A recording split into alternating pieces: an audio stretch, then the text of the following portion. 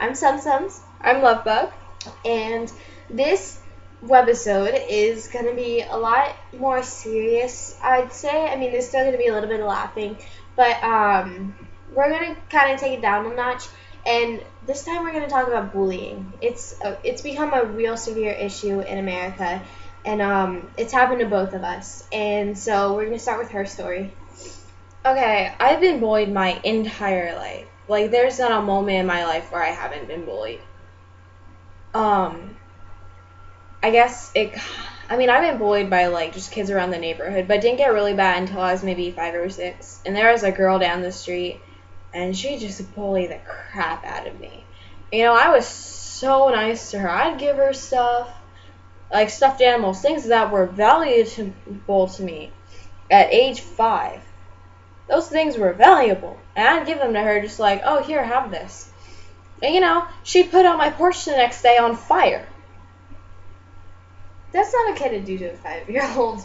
Yeah, honestly. She was like maybe 3 or 4 years older than me.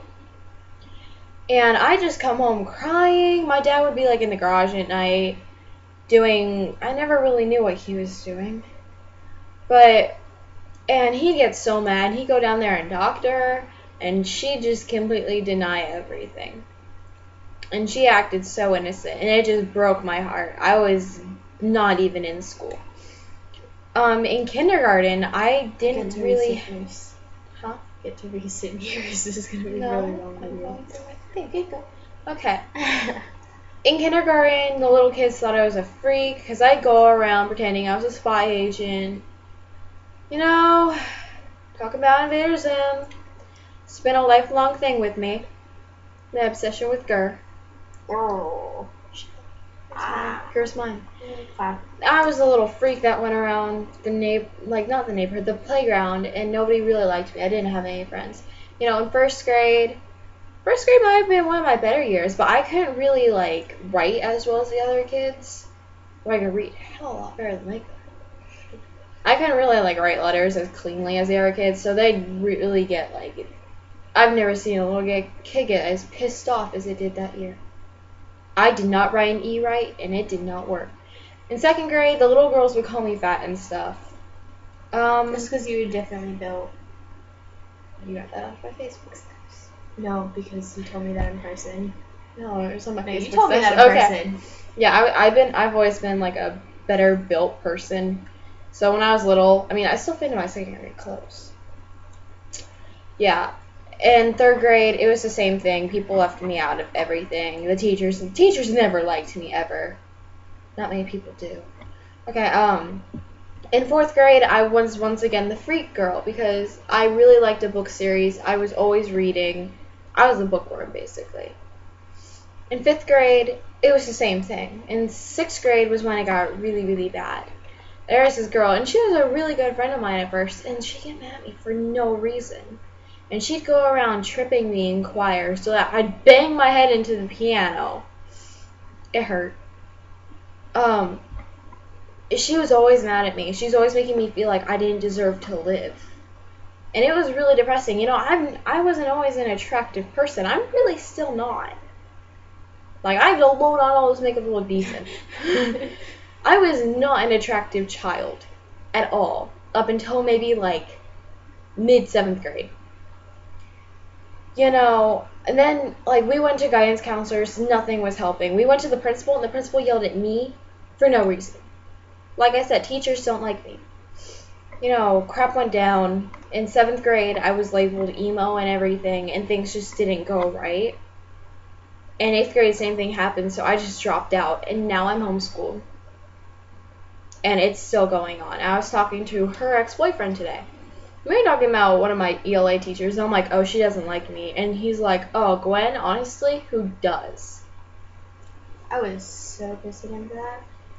And the truth is, life hates me. And I'm going to go eat some nerds, and she's going to tell you her story. Okay. I'm going to make it a lot shorter than that. I'm just going to start with middle school years. Starting with 5th grade, which is elementary school, and then going to middle school. So what really happened in 5th grade was I had a huge load of self-confidence. like beginning all the way since I was like in preschool. I would from preschool to second grade, I was always making up a bunch of lies about how awesome my life was and stuff because I just thought I could get away with it. You know, I had an imagination. I just didn't know how to use it practically. So in 5th grade, I was always like the person who had like the latest things, but they were all knockoff items. So around 6th grade, I started kind of realizing my flaws and I started realizing my flaws, and a bunch of people were starting to notice them too. And I started getting picked on for that, but not as bad as 7th grade. So in 7th grade, it wasn't much physical bullying. It was more mental bullying over cyberbullying too. I would get messages on Facebook from like random guys saying a bunch of stuff like they heard this, and girls too, and they would all message me and like attack me, and I would just have this huge list of messages from like Facebook, my Gmail. Somehow they found like my emails, like most of my accounts, all online, and they all messaged me. Like none of them had the nerve to do it to my face until like the middle of 7th grade, and that's when it got really bad because I started like hanging out with the wrong crowd. Supposedly, they've been my friends and have been like helping me for so many years, and apparently to teach. Yeah, Gwen. Inside joke. Sorry. And so in 7th grade, it just got way bad to the point. I'm not going to go into details with that. Just a lot of things happened. So in 7th grade, I dropped out to go into homeschooling, and my mom said, okay, we're going to try this for half a year, then I'm going to put you back in public school. I have no idea why. We only did it for that long. I would stay in homeschooling for as long as I could. That's the homeschool I'm in. Yeah, she took my homeschooling. And and it's online. It's K-12. It's awesome. So K-12. Hashtag. I don't know what that is. And so this year I came back to school in 8th grade, and everything kind of turned around in the beginning. Like I came back with a boyfriend who I met over the summer, and everything was great. I had a lot of friends because no one really remembered like why I left. Everything that was going on just kind of passed over.